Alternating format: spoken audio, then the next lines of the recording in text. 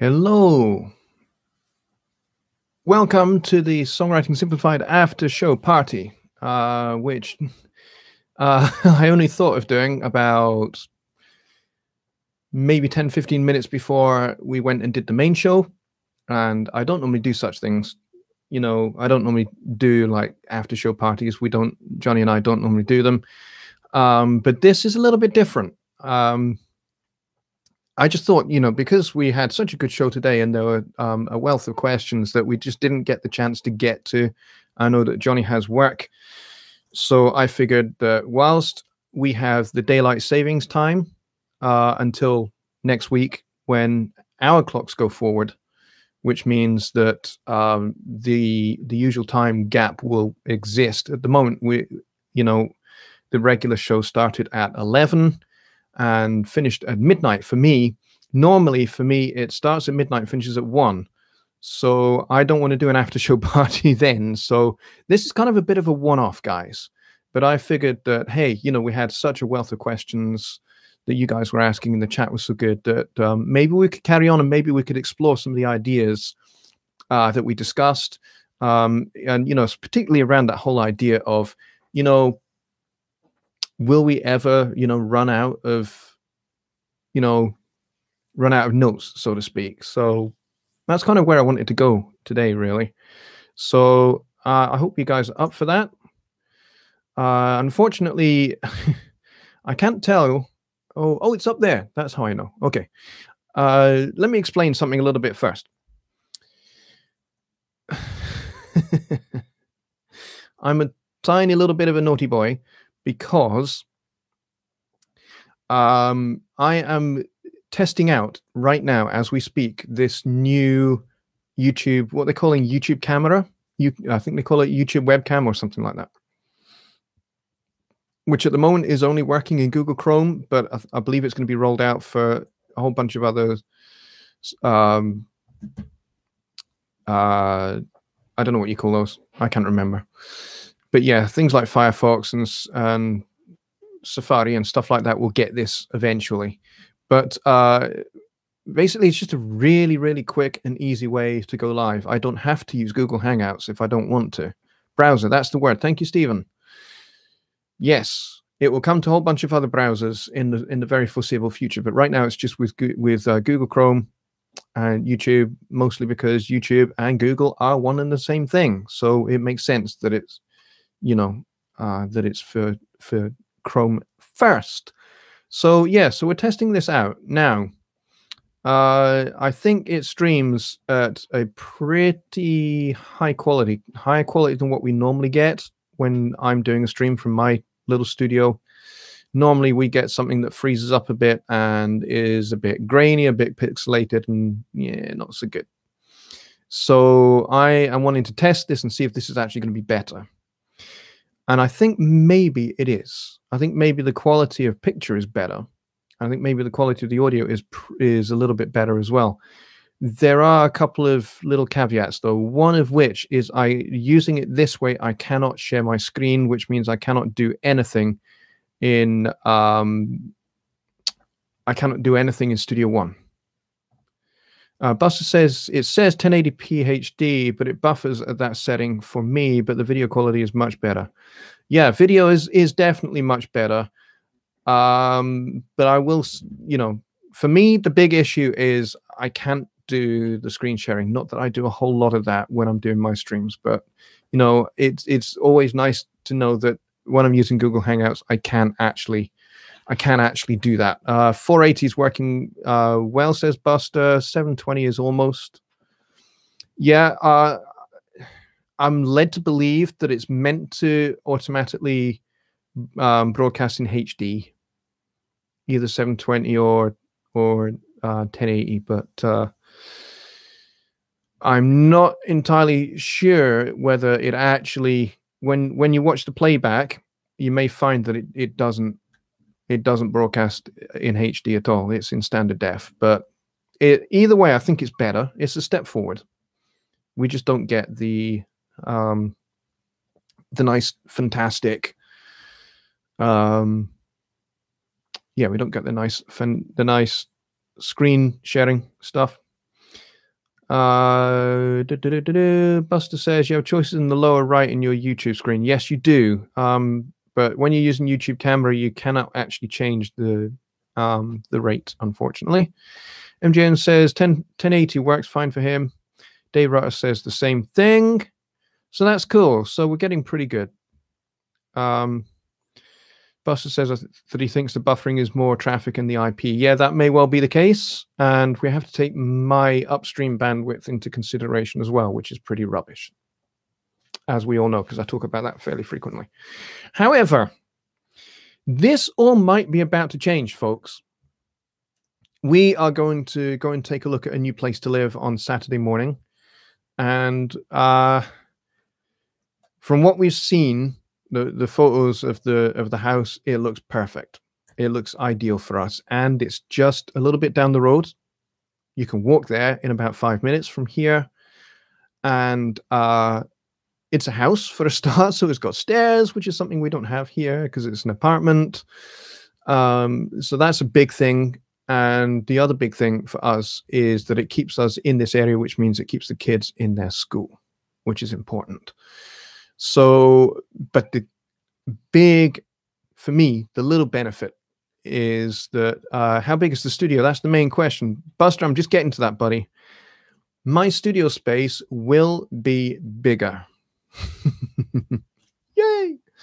At the moment, I have a very, very tiny little room. It's a 9 by, I think it's 9. Yeah, it must be 9 by 7. So it's not massive. It's like a little single room is what they call it. But yeah, I'm in a closet now. Yeah, it's not very big at all. But the other room in this other house is bigger. I think it's 11 by 12 and a half. Is what it is, I think. So it's going to be much bigger. So I'm going to have a lot more space. I'll actually be able to have my sugar bumps. I just smacked myself into the desk. Sorry about that. So I should have more room for my guitars and my basses, and I should be able to get my sax and other things well, and have them dotted around the studio, which will make being creative much, much better. Just Bob says 9 by 7 is better than my 6 by 3. Oh, crikey. That's tiny. Oh, my word. I don't think I personally could fit into there. So, yeah. Room for your trap kit. Yeah, probably just about. As long as the room isn't square, I'm sure you just do just great. Well, even if it is square, and it isn't quite. It's, as I say, it's 11 by 12 and a half. So there's that 1.5 foot extra that makes it not square. Even if it was, you know what? I can get around that with being clever with acoustic treatment. It would be fine. Probably what I would have to do is I would have to get some panels on wheels, like gobos, and just move them in from the wall a little bit around the mix position, so that I turn that square into an oblong, at least a little bit, just on the mix position. That, to me, would be the most important place to treat, would be the mix position. So yeah, so we're going to look at this on Saturday, and I am hopeful that we'll be able to secure it. The way it works here in Scotland when you're wanting to rent a house is you go and view the house with the letting agent, and then the letting agent, if you're wanting the property, you have to fill out an application form, and it's a little, in that respect, like an auction. So there could be other people going to view it. The rental market is hellish here in Edinburgh at the moment. It's a dogfight for every house. So there will doubtless be lots of applications. We've already been turned down for a house which we looked at a couple of weeks ago. They sent us an email and said, no, it's already gone. Landlord decided to go with somebody else. And that's how it might be.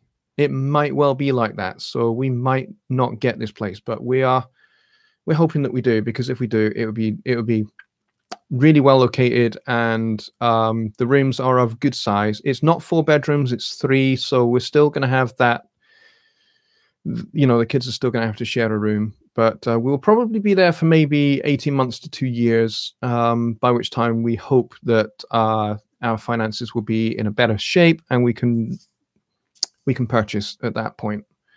So yeah, so that's the big thing. Studio space is going to be bigger, but the other big thing number two, is that the internet there is practically 2,000 times faster than what I have here. So I think what I have here is 70 megs a second downloads and barely 1 per second, maybe 2 sometimes going upload. It's not very reliable and it's not very fast. But the other place that's much faster. That's 200 approximately. 200 down. I'm not sure what the up is going to be, but if the down is that fast, then the up is going to be ludicrously fast compared to what I have now. Basically, anything over 5 is going to be good for streaming. So I should be able to hopefully use OBS for streaming and have much better quality streams. So Just Bob says, good vibes and prayers sent. Good luck. Thank you, buddy. Yeah, if you are the type of person that prays and believes that God answers prayer, then please do pray for us. We would greatly appreciate it, and we'd love it if we could get this house. And it would mean that we'd actually be able to get out from underneath our landlord's hair, because our landlord is a lunatic. So it'd be nice if we could find somewhere where, everything is a bit more regulated and a bit more care taken of the property. So Rich is here, and he says, some are about equal up and down, depends on the ISP. Yeah, well, if it's 200 megabits up, that would be ludicrous as well as down. Hope the landlord isn't a fan watching. No, he's not, as far as I know. And if he is, I apologize for causing you a lunatic. Calling you a lunatic. I don't mean it like that. But no, as far as I know, he doesn't. I know he follows me on Instagram, but I don't know he's made his way over to YouTube yet.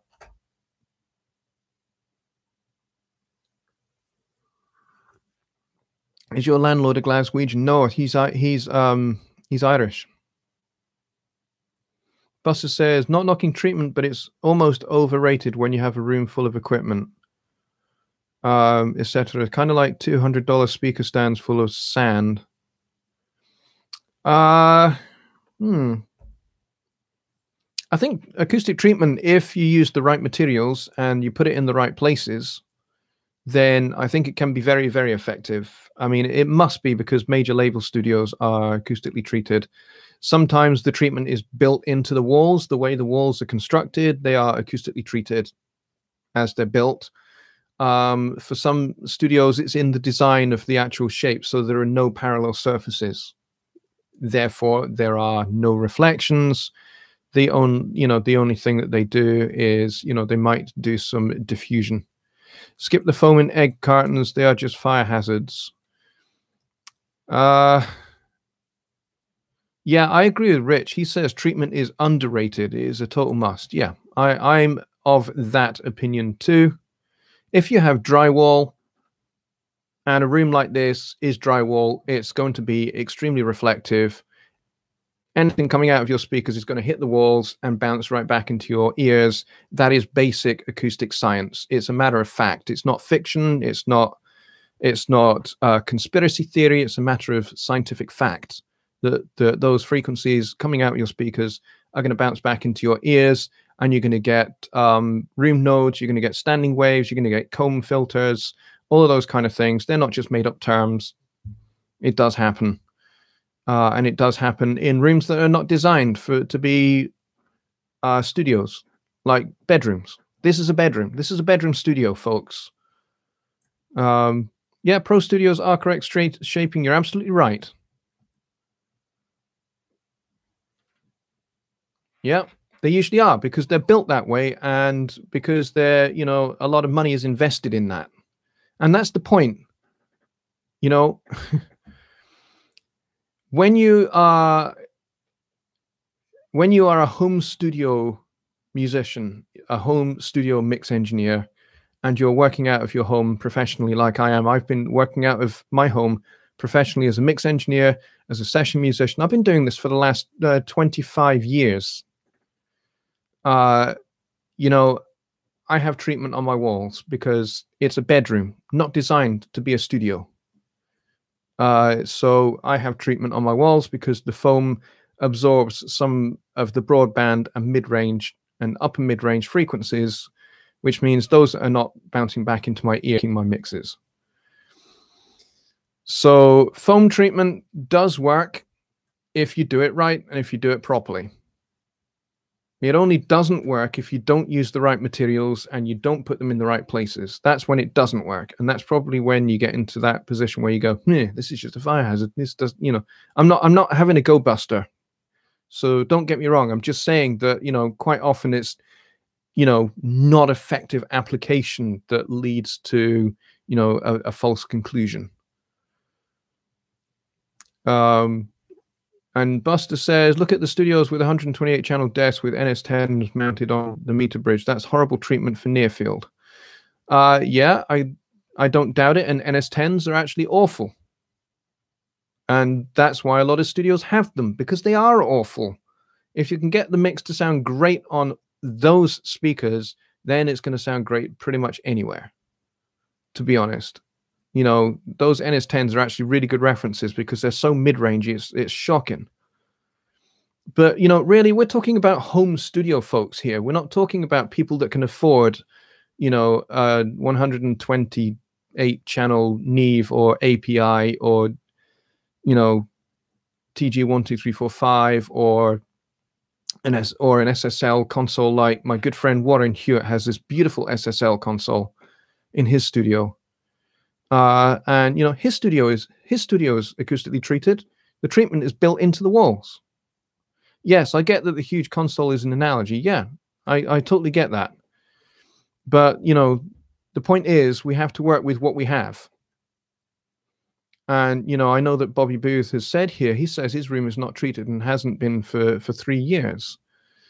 Well, that's going to affect what you hear coming out of your speakers. Because what you hear coming out of your speakers is going to reflect off the surfaces in your room. That's just a scientific fact. And when something reflects, it's going to reflect back in towards where you're sitting in front of your speakers mixing. And so what you're going to get is a combination of the direct sound coming from the speakers and the reflected sound coming off the wall. They will be out of phase with each other for a start.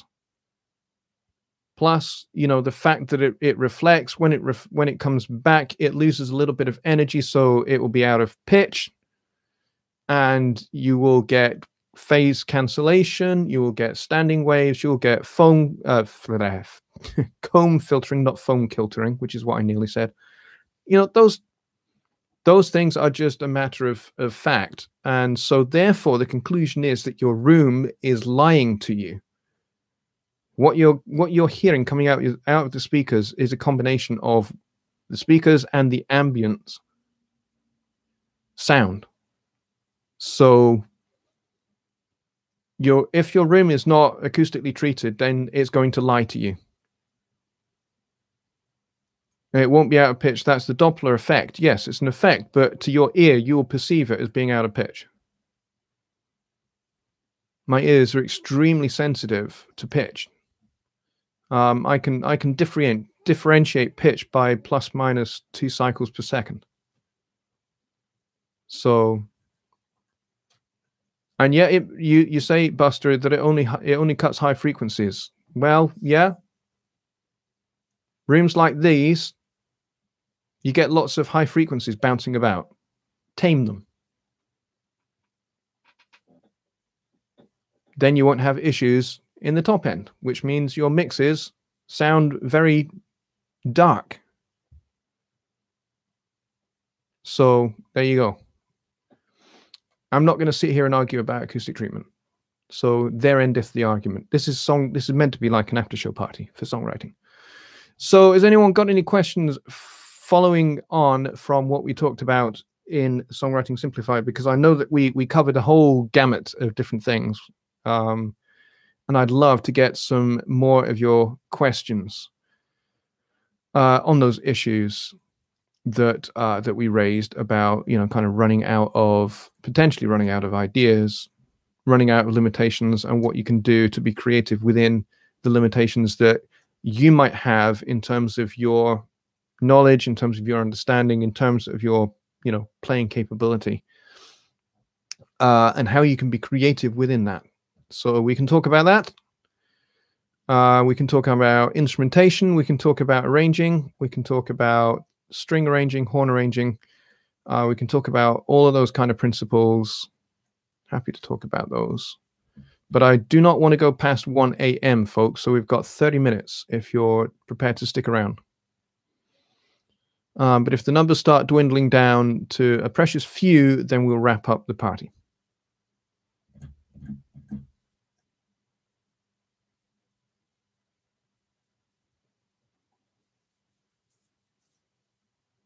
Yeah, any speaker on the meter bridge. Yeah, that's quite correct. So long as you decouple the speakers from the meter bridge.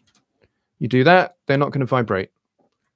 They're not going to, the speaker's not going to make the meter bridge vibrate, and therefore you're not going to get all of that low end vibration coming from your console, which you don't want.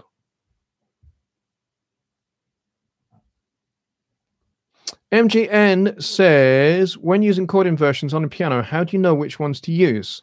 Okay, good question. How do you know which chord inversions to use and when?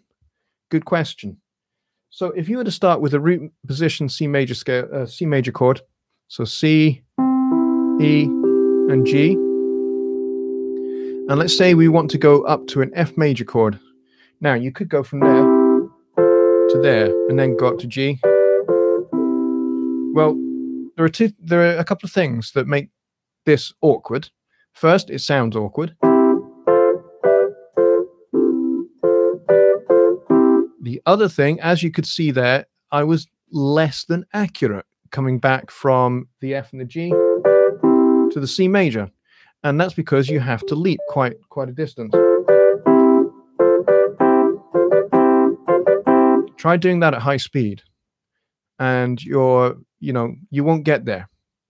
You won't get there accurately. So the thing to do is, whatever chord inversion you are starting with, is to find the nearest notes to make the next chord.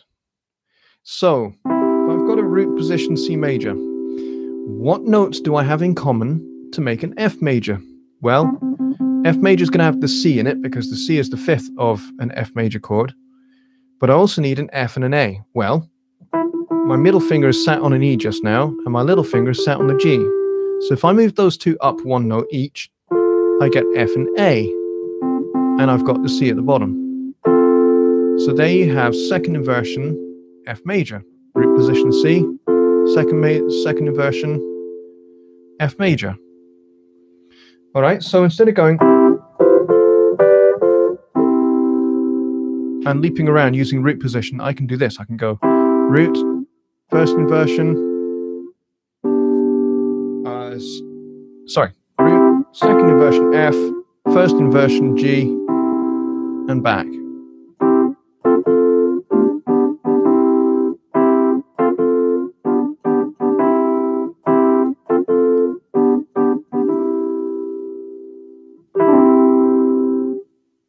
Okay, so there you go.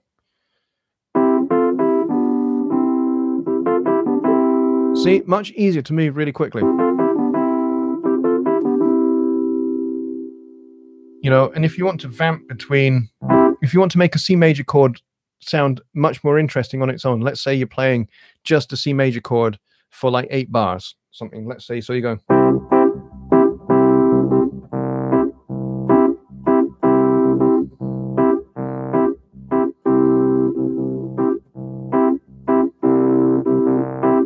Well, that's going to get boring very, very quickly and easily. So what do? You break it up by moving between, let's say, a C and an F chord, keeping that C at the bottom though. So you go like this.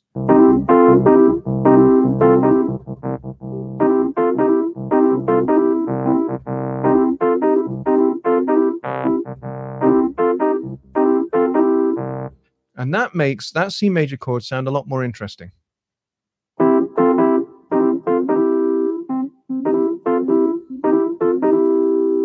All right. So I hope that helps answer your question, Mike.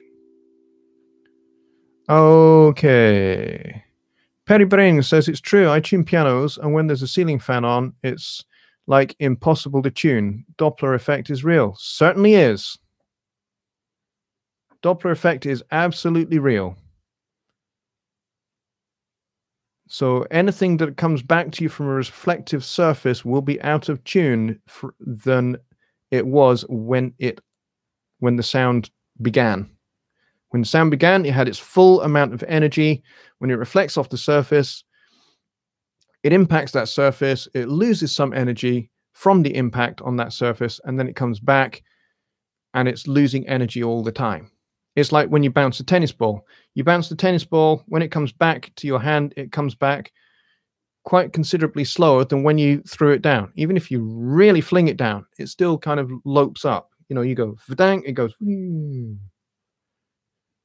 Sound is a little bit like that. Sound has that kind of elasticy tennis ball bounce when it reflects around. So definitely true. Let's see. Beatrice is here. Hello, Beatrice. She asks, how much sampling of a song can you use before you have copyright issues? And is ASCAP membership worthwhile? ASCAP membership is very worthwhile. It is not cheap, but it is worth it because they look after your distribution rights, and they look after royalties and that kind of stuff, and they look after you as an artist as well, and as a composer and as a songwriter. Hence ASCAP, the American Society of Composers, and I forgot what the P stands for. Performing artists. I don't know what it is. But yeah, how much sampling of a song can you use before you start getting asked? Personally, what I would say is if you want to sample something, that you should contact the publisher of the work that you want to sample, and you should ask them out of courtesy. Now, there is kind of a little bit of a rule that says you can sample up to a certain number of seconds. I would say contact the publisher of the work first and ask their permission. Say, I want to use, like for Uptown Baby, for example, that uses the first 4 bars of the intro to a Steely Dan song, and the title of that song escapes my memory right now. Big Black Cow. Yeah. So, it's just a sample of those first 4 bars. But they used those first 4 bars throughout, so it was very distinctively, hey, that's a Steely Dan song, and they're using that to rap over. And they actually took that without permission. And Donald Fagen and Walter Becker reached out to them and said, hey, that's you that's our song. And we need to obviously deal with that. And so they came to an understanding. They came to an agreement, and they sent a tape of what they wanted to do to Donald and Walter, and Donald and Walter listened to it, and they said, you know what, actually this is really good, this is really creative. So they eventually let them have the sample, and they used it, but they do get a payment from royalties out of that song. So I'm not sure the exact amount of time that you're allowed, but I would suggest contact the publisher first. Let's see. Chris asks, is it worth taking a beginning piano class over the summer session at school, or does it move too fast to learn a thing? Learning any instrument formally is worth it. However much of a chance you get to spend with a formal teacher, go do it, because you're going to learn from somebody that really knows the instrument. I teach piano. I teach bass, bass guitar. I teach upright bass, and I teach drums and percussion. And I'm also a vocal coach. So I do quite a lot of instrumental instruction for kids and adults as well. And it's well worth doing. I wish I had done it. When I was at school, I had a drum teacher. In fact, I had 2 drum teachers. One that I instantly did not get on with, and I think I had 2 lessons with him and no more. And then I had another drum teacher called Sean Hooper. He and I got on a lot better, but he didn't really know what to teach me. So he gave me little challenges and exercises. And those kind of things. So he got me doing a lot of advanced things like combination rudiments and playing in odd time signatures like 13/8, 11/8, 9/8, 13/16, stuff like that. He got me playing Frank Zappa charts, those kind of things, to backing tracks that he got hold of. So he didn't really know what to teach me. He was just like, here's some stuff, go and consume it. And that was those were my lessons with him. The only other formal instruction I had was when I was at university. I had to, it's part of doing your music degree, you have to have formal instruction. So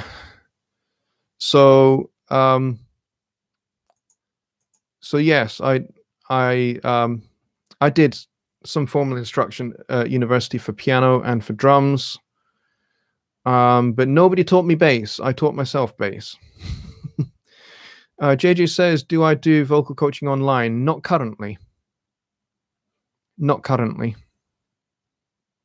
But yes, looking into that. Just Bob says, when playing the chords with the right hand, how do you determine the bass or root note for the left hand? Very good question. Because actually, what you do with the left hand is just as important as what you do with the right hand. So if I'm playing here, second inversion C major chord. Okay. Now I'm playing a C here. Let's say I want to go C, G, A minor to F. I can either just go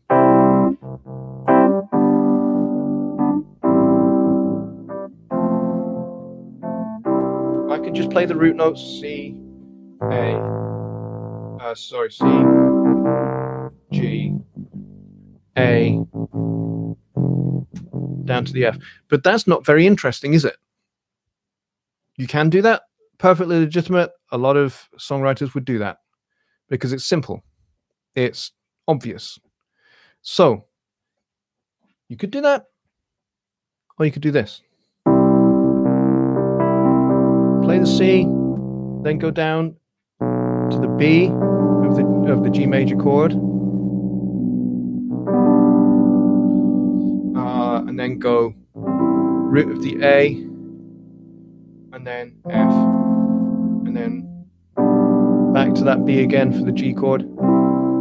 So you're going C, G, B, bass, A, F.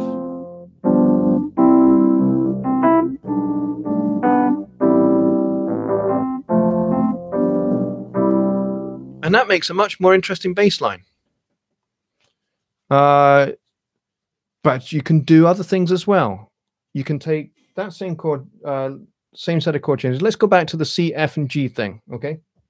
So let's say we're going to go C, F, G, C, F, G. I can do this. I can go C, F over A, G over B, C. But I can do different things. Like I can go, let me think. I could go C with F in the bass. And then I can go G with C in the bass.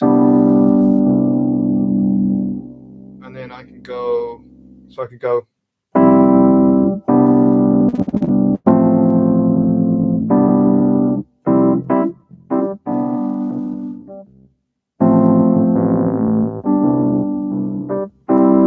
So I can do lots of different things. I can do different bass notes to make something really different. Here's an interesting one you can try.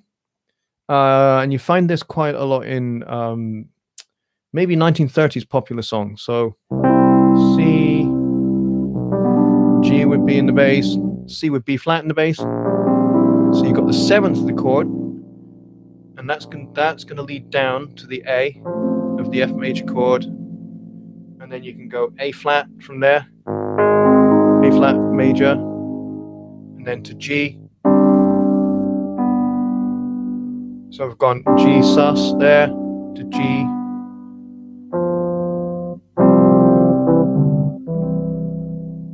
Fairly common way to end a song, particularly in late Baroque music, and that's kind of where that comes from, really.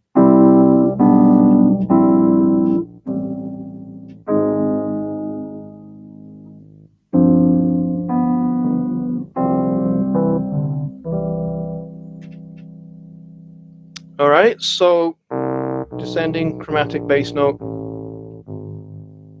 So you end up on the G, and then to the C. Okay, we're buffering a little bit, says Chris. Okay, sorry about that.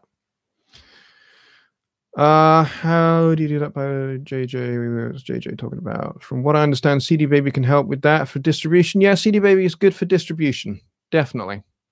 They can get your music into all the major stores. You have to sign up for them. You have to purchase one of their packages. David says he's a YouTube chat noob. Well, you know what, Dave? You're doing a great job, mate. And you're contributing very well. JG says, just hit the @ button, start typing the name, should get a little pop-up, and then click on it. Yep, and that's how you get somebody's name to highlight in red. Exactly right. David says, I have yet to receive a reply from any artist or management company for requests to use a sample. I don't bother asking anymore. My view is that you only need to start worrying if you have a hit with the song.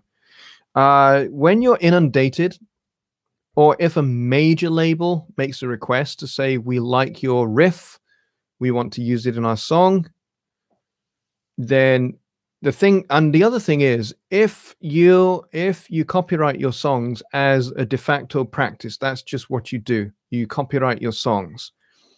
And you state expressly under the law of your country that you own the copyright to that song. If somebody else wants to use it, whether they are a major label, minor label, unsigned, whatever, they still have to apply they have to apply to use that. That's important to know that, so that you're not getting left out of royalties that you should be getting. Just Bob says bass lines that tell their own story are a lot better than chord mimicking. Yeah, but what you're calling chord mimicking is really just playing the root note of chords. There's nothing wrong with that at all.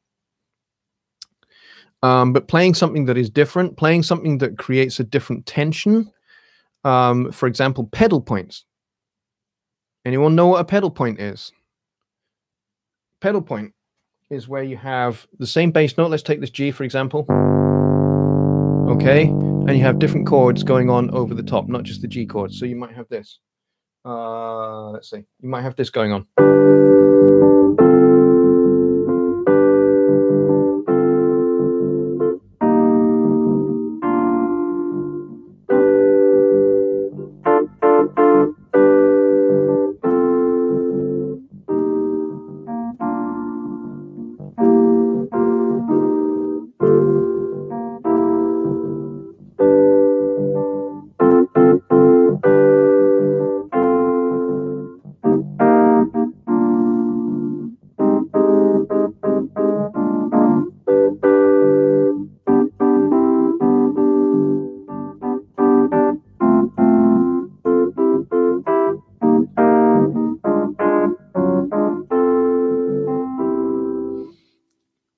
So all those chord changes have happened over the top of this constant G note. The G note is a pedal point, and generally speaking, that is meant to build up tension so that you eventually arrive, going back to.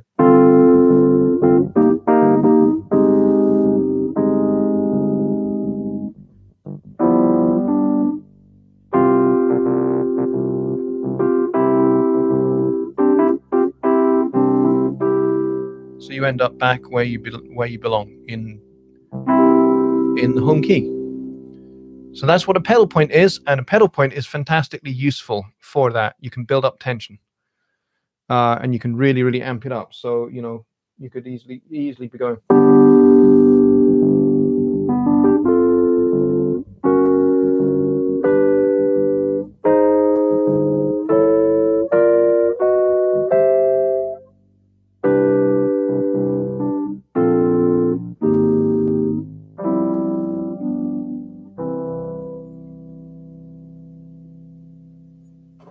All right. So that's what a pedal point is, and that's how useful they are. Great little songwriting device. Let's see. JJ asks a question that I had didn't get answered yet because we were answering other questions. But I did see a question. I was going to get to it. What is a stem? A stem is a consolidated audio event that you can send to somebody else. So, for example, if somebody has written their song, they've composed it, arranged it, they've done it in Pro Tools or Logic or Cubase, but they want me to mix it, then what I would say is, please send me the stems. And basically that means wherever you've got edits or, you know, your track is cut up into different events, bounce that. So in Studio One, we'd do Control B. That would bounce it into one long stem from start to finish. That's what I want. So you do that for all of your tracks, however many there are. There might be 10, there might be 30, there might be 40, whatever it is. You do that for all of your tracks. If you've got instrument tracks, make sure any processing that you want on those instrument tracks is something that we have agreed is okay. That is part of the tone, part of the sound of that instrument. Then you Control B that, or you transform that to audio, Control B it as well. That turns it into a stem, and then you send all of that off. You put all of those into a folder, and you send that folder to me. I take those out of the folder. I bring those into Studio One. And the other thing you'd need to do is tell me what the session tempo is, so that I can mix the song at the correct tempo. So there you go. Bobby says, starting to buffer. Okay, well, I'm sorry about that. Maybe try refreshing the stream. Just Bob says that pedal point was used a lot in the 70s. Michael McDonald. Yep. It's a great little songwriting device. Dave Rutter says, my piano playing has improved significantly since I invested in, I have no idea what that is. Thulu, I don't know what that is. Yeah, if you invest in anything that's like instructional for learning any instrument, it might be Tune a Day, it might be whatever it is, it might be, you know, maybe one of the Guildhall or Trinity exam board books or the real book. It's a plugin that plays chords with single notes. Yeah, that's what we call cheating. Learn to play the chords, man. Single notes, yeah, not so good. Okay, so we are fast approaching 1 o'clock in the morning. So this would be your time to get your last questions in, and then I'm going to wrap the show. Dave says he's a guitarist, and that's why. That's fine. You know what? I'm a piano player, and you see that guitar back there? I taught myself how to play that thing. I'm a bass player. I'm used to 4 strings. That has 2 strings too many, which is very confusing. So I've had to learn a thing or two. I'm not great yet. Oh, it has Bach progressions. Yes, good. Well, that's the best place to learn harmony. Learn Bach. And then once you've learned Bach, go learn Charlie Parker. Once you learn Charlie Parker, go learn John Coltrane. When you've learned Charlie Parker and John Coltrane, come straight back to the popular music that you are familiar with and that you love and enjoy the most. And by learning those, listening to those giants of popular music, you'll have opened your mind to what it is to push the harmonic and melodic envelope to the very edge, and you learn all of that, and you can bring that back into the specific limitations of the style of music that you work in the most. That's what I do. When I grew up, I learned J.S. Bach, I learned counterpoint, I learned all about parallel fifths and parallel octaves and why you shouldn't do them. And then I went and learned Charlie Parker and then John Coltrane. And then I came back and I got into Steely Dan as a kid as well, and Weather Report. And I bring all of that into my own music. So my own music has some of those things floating around in it, but it's mine. It's my music, really. Dave says, I'm a classic rock guitarist that has arthritis, so I'm now learning to produce trance. Well, that's cool that you're using your limitation to be creative in another way. Dietrich says, I used to sing. Now I'm looking for the notes I lost. Yeah, I hear that a lot from people, actually, where, they learn a lot when they're younger and then they stop. And then they regret stopping and they want, they're just like, no, I want to go back. I want to go rediscover all that I lost. And oftentimes you can find that if you take time away, not that I'm recommending it, but if, sometimes if you take time away, when you come back, you revisit those things that you learned when you were younger with a greater sense of maturity. You've matured as a person. You have more patience perhaps for it now than you did when you were younger. And therefore you are more able to apply yourself to those things. Bobby says, I'm nothing for right now. Nonsense. Nonsense, Bobby. You're a mix engineer. And you've won competitions. So that speaks for itself. Call yourself a mix engineer, buddy, because that's what you are. Let's see. Just Bob says, I'm a jack of things instrument, enough to be dangerous, but not talented enough to be good yet. I like the way that you used the word yet at the end of that sentence. I'm glad that you said that, because that's really important. If you'd stopped there and you'd put your full stop after the word good, I would have chastised you, because that's absolute nonsense. Yeah, you might not be a great player. You might not be an Alan Holdsworth. You might not be an Eric Clapton. You might not be a Jeff Beck. You might not be a Charlie Parker. You might not be a John Coltrane. You might not be a Thelonious Monk at the piano. You might not be a Buddy Rich at the drums, or Dennis Chambers, or anything like that. You may never be at that level, but you've always got talent, and you've always got an ability, and you have to learn how to be the best at what you can do. And that's my opinion. And that's how you get good. You figure out what your upper limit is, and you hammer that, and you knock at that door of what your upper limit is all the time. You keep pushing it. And, what you think is, oh, gosh, that's hard. I couldn't do that. And then you play at it. You work at it. You put in some mileage on that. And then suddenly it's just like, oh, I can do that now. I was like that when I first tried to play Steve Gadd's drum solo on Steely Dan's Asia. I was just like, no, there's no way I could ever play that. It's, Steve is a genius. There's no way I could do that. Well, I decided one day I was going to do it. And by heck, I was going to do it. So I sat down and I transcribed the solo.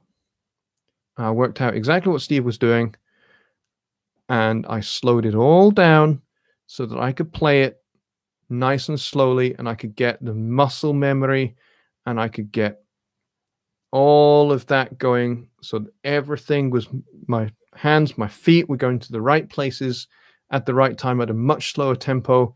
And then I just gradually pushed it up until I started to get close to the record. When I started to get close to the record, that's when I started playing along with the record. And then when it came to that solo, my challenge was to play it all the way through without fouling up, without stopping. And even if I did foul up, I would just keep going. I would improvise my way through the foul up until I got to the end of it. And that's what I did. And I eventually got it. And I eventually got to the point where I could play it with my eyes closed. It wouldn't sound like Steve Gadd. It would sound like me. It would have my limitations. It would have my technical flaws and not Steve's. But I could play it, and I could play it musically without sounding like a copycat. And the only reason I got to that point was because I decided that I could do it, even though I knew at that point I could not. Goes back to what Michael J. Fox says in Back to the Future. If you put your mind to it, you can accomplish anything. And it's right. It's a bit of a pithy saying, but it's right. You can. Dave says, I used to practice guitar 8 to 10 hours a day. Now I can hardly hold the neck. Oh, well, you know what? I'm gutted. I'm really sad to hear that. But you know what? You will have acquired a wealth of musical knowledge from all of those hours and all of those years of practice. And, you know, I'm thrilled to hear that you're applying yourself to producing trance music. That's terrific. Throw yourself into that. Apply yourself in the same way you did to learning the guitar and practicing guitar for those 8 to 10 hours a day, and you will become a great producer. And you will have a lot to teach me, for sure, because I know nothing about trance music. I've played on a couple of trance records. I played some Fender Rhodes solos on a couple of trance records. But yeah. And Dave makes a really interesting point here. Dave Rutter says, the best form of practice is to play in front of an audience. Nothing will sharpen you up as fast. You're absolutely right. You're absolutely right.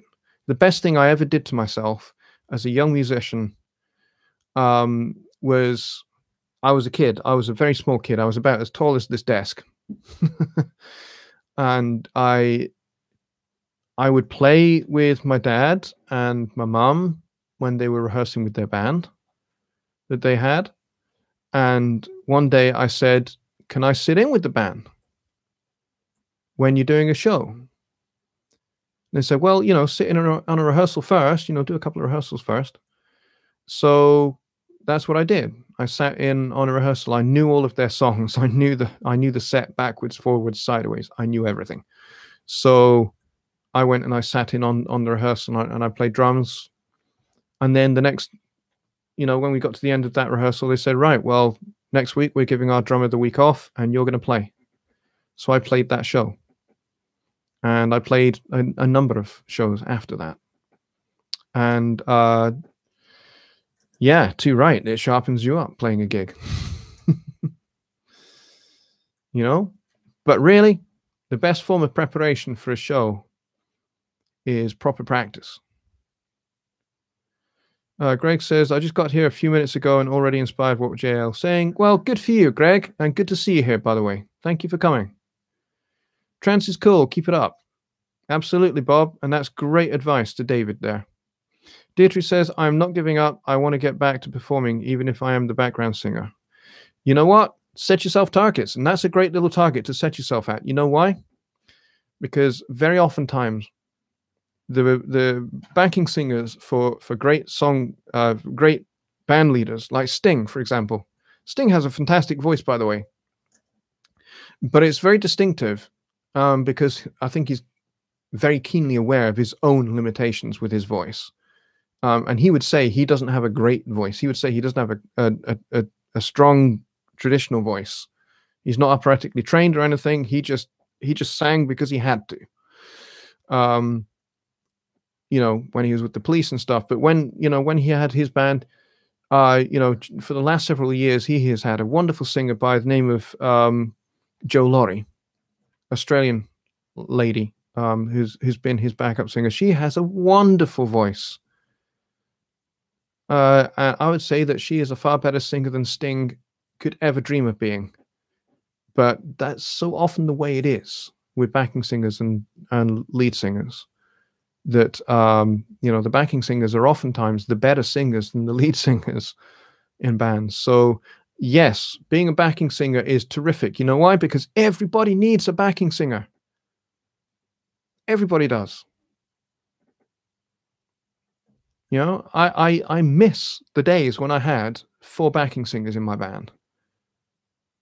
I miss it because I can't afford them anymore, but, you know, I had them. And so aspiring to be a backing singer, that's a great target to set yourself. Go for it, Beatrice. Absolutely go for it. Nail it. Chris says, "Where's preparation for playing in front of an audience? Alcohol." Yes. Yeah, it is.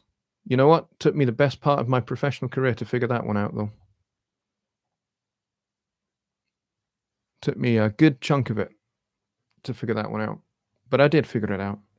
Sting is an awesome bass player. Yes, he is. He started out as an upright bass player, working with big bands in the northeast of England, Newcastle and around those parts. Sting grew up in the northeast of England jazz scene, particularly in Newcastle, which has a wonderful jazz scene. And that's kind of where he has his musical grounding, and you can probably hear it in his solo albums in particular.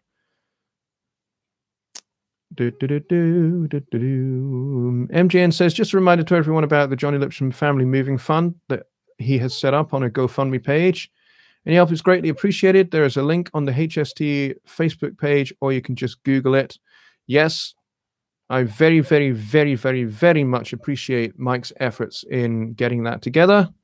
And if you would like to donate and you haven't done already, please go ahead and do so if that's what you would like to do. I'm not soliciting for donations. I'm not coercing anybody to donate. I'm not even asking you to. But if, you know, anything that I do on my streams or my videos, or, you know, anything that I teach here has affected you, has helped you, you know, right now I could do with a little bit of help. But like I said, I'm not kind of soliciting for it. You know, if you want to do it, do it. If you don't, not a problem. We're still friends. I will still serve you.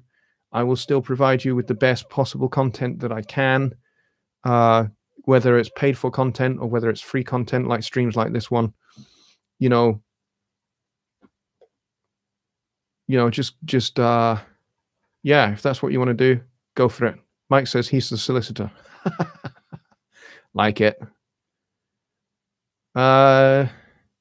Just Bob says Sting's voice is like the thread that stitches the music and harmonies together. Yeah, he very much builds his music around his singing ability. Bobby Booth says right now I can't. I'm not sure what he's referring to there.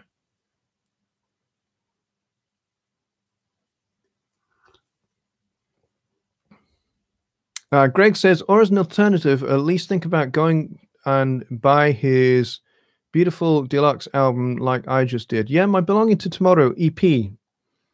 I can put the link in the chat here for that, which would be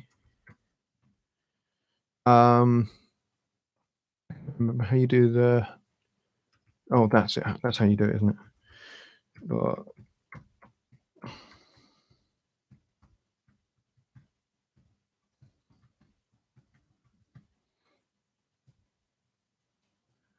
Feel free to go and check that out. That's where my music is, and you can listen to my EP there. There's a free version of the EP and there's a paid version of the EP. And the free version, you can either have it for free or you can decide how much value it has for you. If you think it has a lot of value, put as much money to it as you like, or you can take it for free. It's fine. I'm absolutely cool with that. There's also my instrumental single, which I released last year in December, called Spoken Softly, which is for brass band and rhythm section. Bobby Booth says he's already got the paid version. Good man. Thank you. Yeah, I think you were one of the first guys to purchase when I launched that record. I do intend, by the way, folks, to have another EP coming out this year, but with moving and everything else, we'll see how that goes. My plan was to have an EP for every year. I missed out 2017 because life in 2017 just got complicated. And so I didn't actually get hardly anything done. I got some songs written, so I'm going to bring those into this next EP. So this next EP is going to have 5 songs on it again. and all the songs are going to kind of like be related like they were on the last record. So, but it's going to go in a slightly different direction, different harmonic palette, different mood. And for the first time ever, I'm not going to be using my drummer.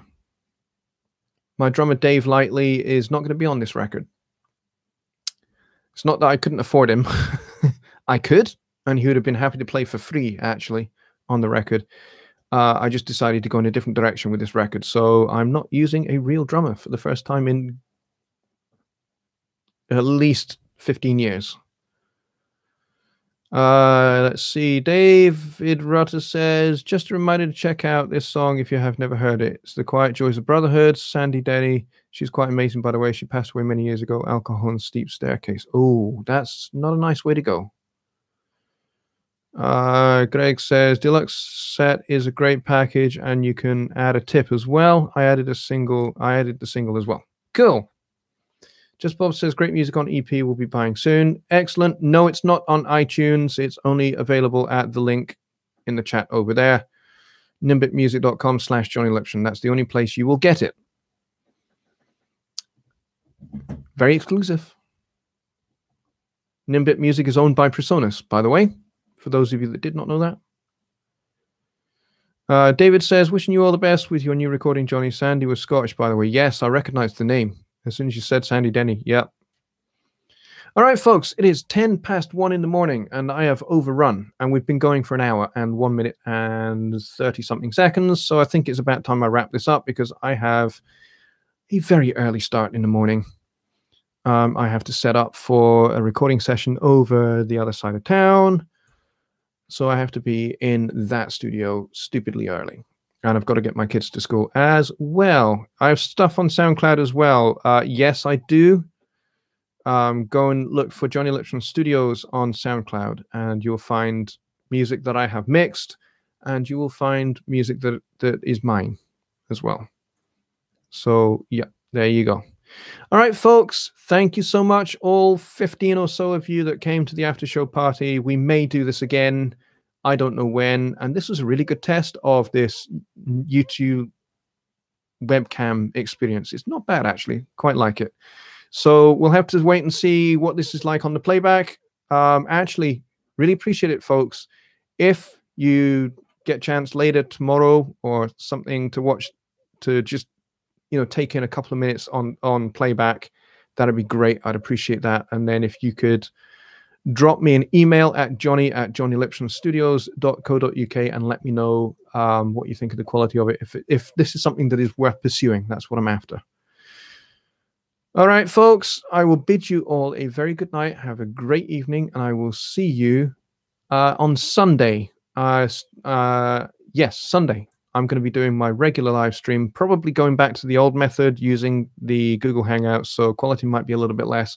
But I wanted to do some Studio One stuff on Sunday. So, all right, folks. So I will see you then and bid you a very good night.